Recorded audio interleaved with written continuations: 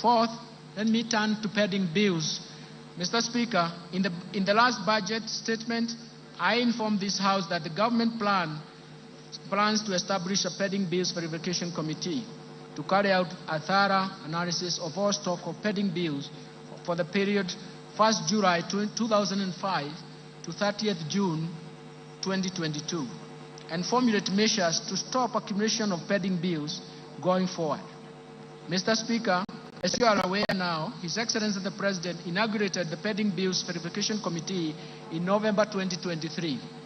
The committee received a total of 94,997 pending bills claims valued at Kenya shillings 662.3 billion.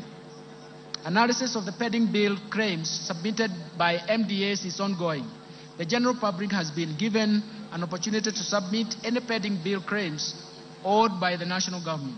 The committee is expected to complete its work and submit a report by October 2024 for implementation within the fiscal framework.